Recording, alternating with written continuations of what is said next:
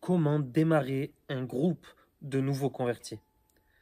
La vidéo que je vais apporter aujourd'hui, elle est capitale. On ne va pas parler de la vision de Jésus, de comment Jésus nous a envoyés. J'ai déjà eu des vidéos à propos de cela.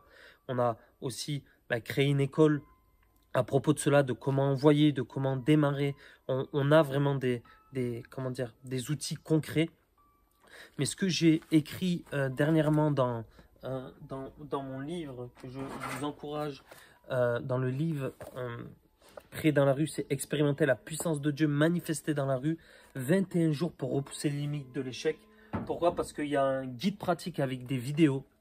Et en fait, donc vous pouvez retrouver dans le descriptif, vous verrez un extrait du livre gratuit. Mais pourquoi je parle de ce livre? Parce que dans ce livre, j'explique cela. Et je vais expliquer une chose qui m'a beaucoup encouragé, qui m'a beaucoup aidé. Et ça m'a tellement encouragé et aidé que j'en ai développé un modèle, s'appelait les 3 jours d'immersion. Où en fait, pendant 3 jours, j'immergeais des chrétiens. Ce que je disais, c'est qu'en 3 jours, nous ne pouvons pas former une personne, mais 3 jours sont suffisants pour qu'une personne soit radicalement changée. Amen. Donc, voilà le conseil que j'ai entendu et écouté. Donc, bien sûr, le plus grand conseiller et celui qui reste le seul, c'est Jésus. Jésus nous a demandé de faire des disciples. Jésus nous a montré comment lui faisait. Mais j'ai bien aimé, en fait, quelqu'un qui a eu un grand impact dans notre monde, dans les conversions, dans le fait de gagner des âmes, et qui, en fait, va nous donner un conseil que j'aimerais vous lire maintenant. Il n'est pas sans intérêt, et c'est ce que j'écris, une partie que j'écris dans mon livre que je reprends, il n'est pas sans intérêt à ce sujet de connaître l'opinion du plus grand évangéliste Billy Graham quant à la puissance d'une telle méthode utilisée à bon escient dans l'Église. Quelqu'un lui a posé la question: si vous étiez pasteur d'une grande église, d'une grande ville, quel serait votre plan d'action? Et ça va vraiment comment démarrer un groupe. Regardez comme c'est puissant, c'est simple, c'est vraiment efficace. Billy Graham répondit: je crois qu'une des premières actions et que je m'engagerai serait de réunir autour de moi un petit groupe de 8 à 12 hommes que je rassemblerai quelques heures par semaine, si onéreux que cela puisse-t-il être. Cela demande en effet du temps, des efforts de part et d'autre. Je partagerai avec eux tout ce que je sais pendant une année. J'aurai alors 12 hommes formés parmi le monde, qui à leur tour pourraient s'occuper d'une douzaine d'autres hommes pour les instruire. Écoutez, je connais 1 ou 2 églises qui travaillent ainsi, se sont littéralement transformées.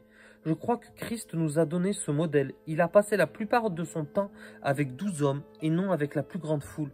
En effet, il paraît que chaque rencontre du Seigneur avec la multitude, c'est vrai qu'il y avait cela, les résultats n'ont pas été tellement probants, mais ils ont été concluants dans les entretiens personnels et dans les heures passées avec les 12. Billy Graham fait simplement écho à la sagesse du modèle de Jésus.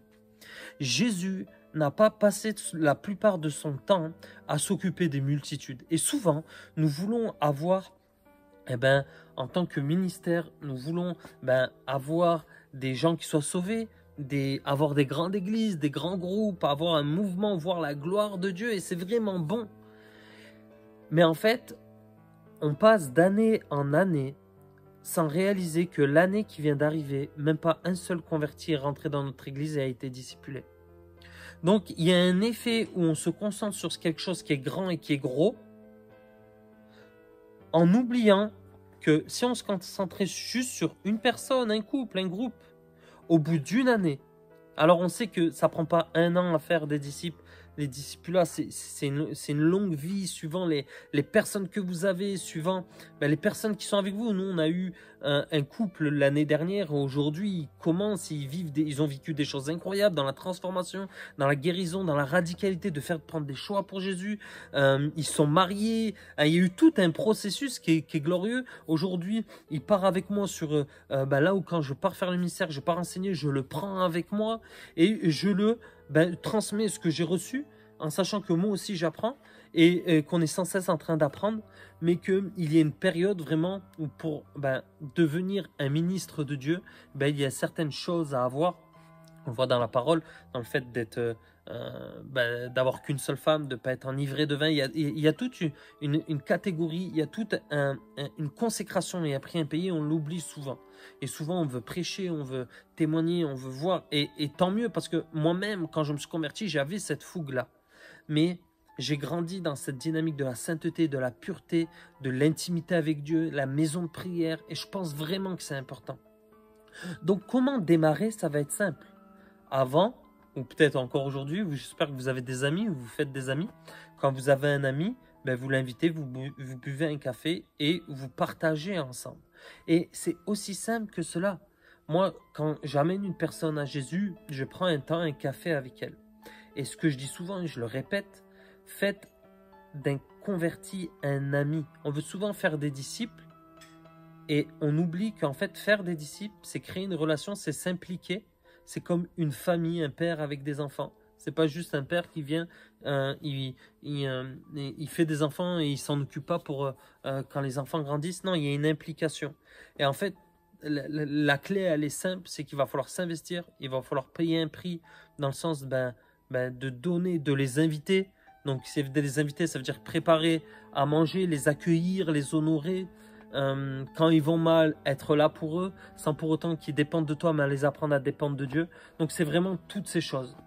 Donc pour commencer un groupe de nouveaux convertis, une des premières clés, et c'est pour ça que tu verras dans le descriptif, il y a les 2 sessions gratuites de l'école Amour plus Puissance, ou l'école entière qui t'amènera, parce qu'il faut être formé, arriver à un moment.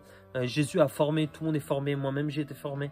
Et de croire qu'on peut commencer comme ça, c'est possible, mais il y a tellement de choses qu'on peut apprendre de nos aînés, des gens qui ont déjà traversé ces choses et qui nous fait gagner des années. Moi, perso, j'ai gagné des années et des années parce que j'ai écouté, j'ai été redevable, j'ai été à l'écoute vraiment de mon père spirituel qui m'a parlé, qui m'a conseillé. Des fois, je ne l'ai pas écouté, mais j'ai payé les conséquences. Et je pense que c'est vraiment cela, faire des convertis, des disciples, ou comment démarrer un groupe, c'est commencer à créer un lien. L'histoire du royaume de Dieu, c'est une histoire d'une famille qui grandit. Et je pense qu'on doit reproduire ce modèle-là d'une famille qui s'aime, qui se soutient. C'est aussi simple que ça. Donc j'espère que ça t'encourage. Si tu as des questions, quoi que ce soit, n'hésite pas à me le dire. Et je serai soit de faire une autre vidéo, soit de te répondre direct en commentaire. Soyez bénis.